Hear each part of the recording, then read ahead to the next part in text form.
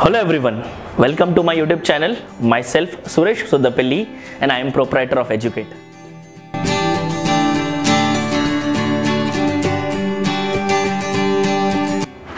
आज मैं आप सबको इंडियन बैंकिंग सिस्टम पर एक वीडियो दिखाने वाला हूँ।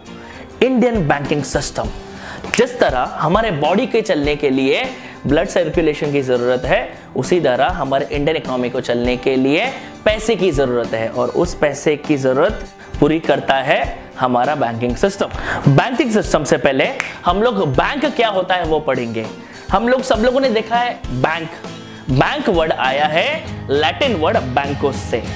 मिडिल यूरोपियन एज में कैसा होता था पहले, जिस तरह हमारे पिक्चरों में मुनीम जी होते हैं, उसी तरह यूरोपियन कंट्रीज में मिडिल एज में एक अकाउंटेंट जैसे बंदे होते थे। वो पेड़ के नीचे टेबल रखकर बैठे रहते थे और गांव के लोग जिनके पास ज्यादा पैसा है वो टेबल पे लाके रख देते थे और वो हिसाब लिखते थे कि हाँ मिस्टर एक्स ने 1000 रुपए लाके दिया है। और सपोज गांव में किसी को पैसे की जरूरत है, वो आके उस मुनीम जी से पैसे मांग लेता था कि भैया हमें 1000 रुपए की जरूरत है, तो मिस्टर वाई ने 1000 रुपए लेके गए। इस सिस्टम से गांव में कभी पैसे की किल्लत ना होती थी और साथ ही साथ गांव तरक्की करने लगा।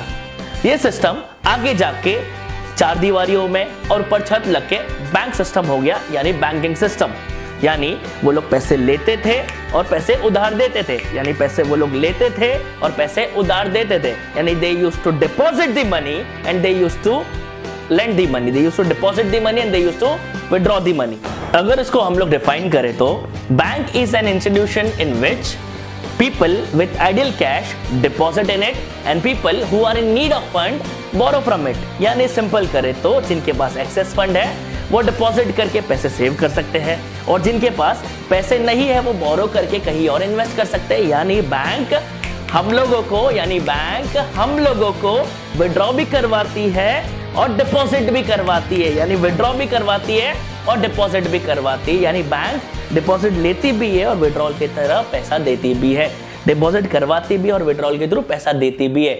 इससे मनी फाइनलाइज होता है, चैनलाइज होता है, ब्लड की तरह पूरे सिस्टम में घूमता है। और इस तरह का बैंक हमारे पास 3 तरह का बैंक है इंडिया में। One is commercial bank, second is central bank and third is cooperative bank. Again, one is commercial bank, second is central bank and third is cooperative bank. जब मैं कमर्शियल बैंक की बात करता हूं तो commercial bank सिर्फ और सिर्फ प्रॉफिट मोटिव बैंक है, यानी सिर्फ कमर्शियल बैंक प्रॉफिट के लिए काम करता है। और जब मैं सेंट्रल बैंक की बात करूं तो वो सिर्फ वेलफेयर ओरिएंटेड बैंक है, यानी उसको बस देश का कल्याण करना है और कुछ नहीं। और लास्ट है cooperative bank. Cooperative bank service motive bank होता है। वैसे गुजराती मारवाड़ी लोग साल भर जिंदगी भर कमा के एक कोऑपरेटिव बैंक खोल के बैठ जाते हैं और फिर पुण्य कमाओ भाई, सर्विस देके, लोगों को लोन देके, धंधा बढ़ा के पुण्य कमाओ, हरी हरी। आज उन 3 बैंकों में से मैं आपको कमर्शियल बैंक के बारे में बताऊंगा। जिस तरह मैंने आपको बोला है कि commercial bank profit motive bank है, लेकिन ये कमाता कैसे है प्रॉफिट? कमाता है भाई कैसे प्रॉफिट, मैं बताऊंगा आज ये प्रॉफिट कैसे कमाता है। मैंने बोला था कमर्शियल बैंक क्या करता है, डिपॉजिट लेता है, विड्रॉ करने पैसा देता है, डिपॉजिट लेता है और पैसा देता है। अभी जब पब्लिक से वो डिपॉजिट लेता है वही डिपॉजिट पब्लिक को देता है, पब्लिक से जो डिपॉजिट देता है वही पब्लिक को देता है। पब्लिक से डिपॉजिट लेके उनको 4% इंटरेस्ट देता है। ये 4% इसलिए क्योंकि वो स्टैंडर्ड रेट है और बैंक वही पैसा लेके पब्लिक को 12% इंटरेस्ट लेता है। पब्लिक से 12%, यानी 4% दे के 12% लेता है। उसमें से जो 8% है वो उसका प्रॉफिट, उस प्रॉफिट को हम लोग स्प्रेड बोलते हैं। हुआ ना 8% मुनाफा, यह है कमर्शियल बैंक, इसलिए बोलते हैं हम लोग कमर्शियल बैंक को प्रॉफिट मोटिव बैंक। आज इस वीडियो में हम लोग कमर्शियल बैंक का प्राइमरी फंक्शन भी करेंगे। Primary function of commercial bank, देखो बेसिकली मैंने आपको मुनीम जी का एग्जांपल दिखाया था कि उस टेबल पे पैसा मुनीम जी लेता था और लोगों को पैसा देता था। बैंक का भी प्राइमरी फंक्शन सिर्फ यही काम है, पैसा लेता है डिपॉजिट के नाम पे और पैसा देता है लोन के नाम पे। पैसा लेता है डिपॉजिट के नाम पे और देता है लोन के नाम पे। डिपॉजिट के नाम पे 4 तरीके से वो पैसा लेता है। पहला है करंट डिपॉजिट, दूसरा है सेविंग डिपॉजिट, तीसरा है फिक्स्ड डिपॉजिट, चौथा है रिकरिंग डिपॉजिट। जब मैं करंट डिपॉजिट की बात करूंगा तो करंट डिपॉजिट होता क्या है? करंट डिपॉजिट मतलब मोस्ट ऑफ बिजनेसमैन लोग ये अकाउंट खोलते हैं। बिजनेसमैन लोग क्या करते हैं, उनका ट्रांजैक्शन भारी पैमाने में बहुत ज्यादा होता है, दिन में 10 बार, दिन में 5 बार, रोजाना बड़ा अमाउंट, हाई वॉल्यूम, बार बार।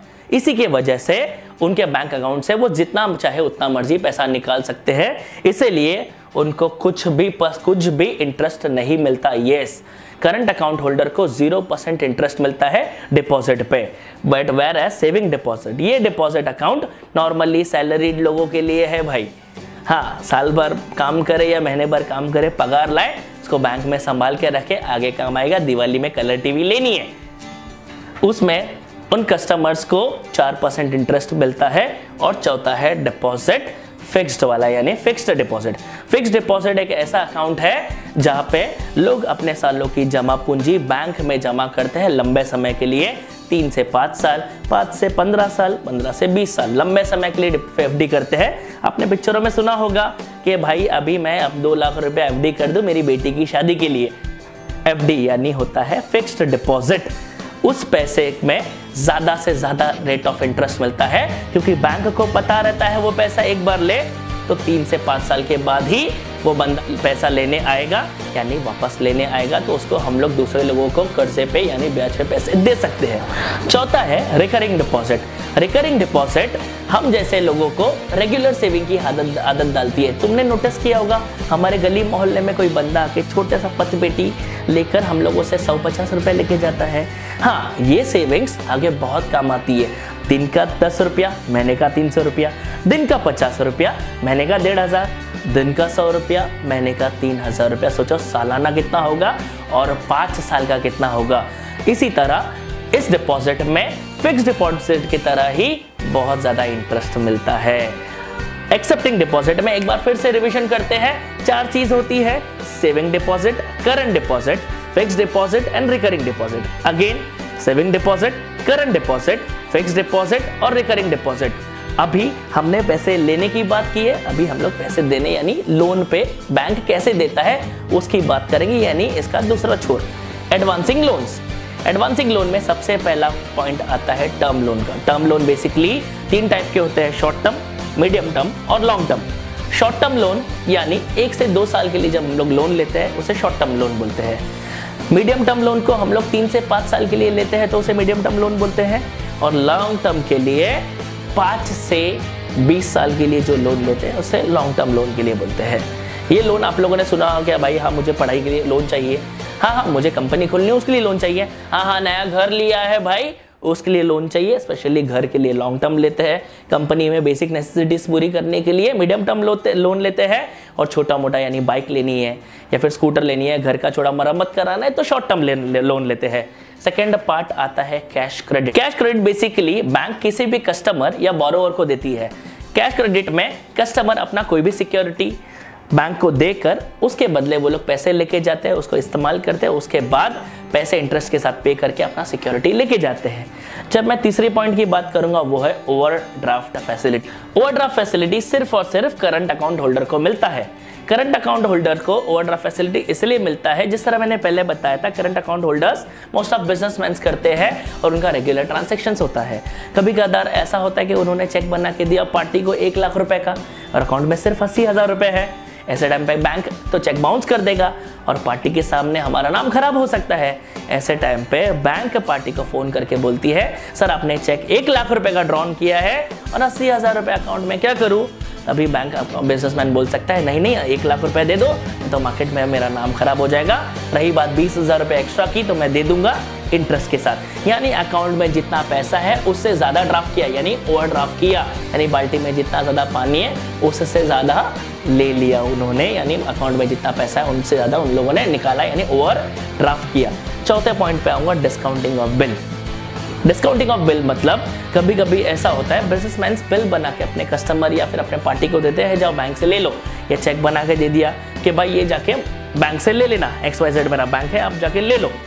और पार्टी ने दिया चेक बैंक में, भाई ये लो पैसा दिया है मिस्टर एक्स ने, ये पैसे हम लोगों को चाहिए, माल के पैसे हैं। बैंक उसको डिस्काउंट करके देगी, भले से आपके अकाउंट में पैसे हो या ना हो, उसके बदले बैंक आपको बाद में पैसे ले लेगी विथ इंटरेस्ट, ये डिस्काउंटिंग ऑफ बिल। सो दोस्तों, आज हम लोगों ने कमर्शियल बैंक होता क्या है वो पढ़ा, उनका मोटिव दैट इज प्रॉफिट होता है देखा, कमर्शियल बैंक को पैसे कहाँ से आते हैं हमने देखा, उन्होंने प्रॉफिट कैसे कमाया 4 से 12, दोनों को डिवाइड करने के बाद 8% उनका जो प्रॉफिट है वो देखा। फिर हम लोगों ने function of commercial bank that is accepting deposit and granting loans देखा, accepting deposit and granting loans देखा, एक्सेप्टिंग डिपॉजिट एंड हम लोग ने ग्रांटिंग लोन्स देखा। Thank you, that's it. दोस्तों, ये मेरा पहला यूट्यूब वीडियो था। अगर आपको ऐसे ही टॉपिक्स पर और वीडियो चाहिए तो प्लीज़ नीचे मुझे कमेंट बॉक्स में लिख के भेजिए, मैं आपकी हेल्प करने के लिए हमेशा तैयार हूँ। अगर आपको मेरा ये वीडियो पसंद आया तो प्लीज़ इसे लाइक कीजिए, शेयर कीजिए, कमेंट कीजिए और साथ ही साथ सब्सक्राइब कीजिए।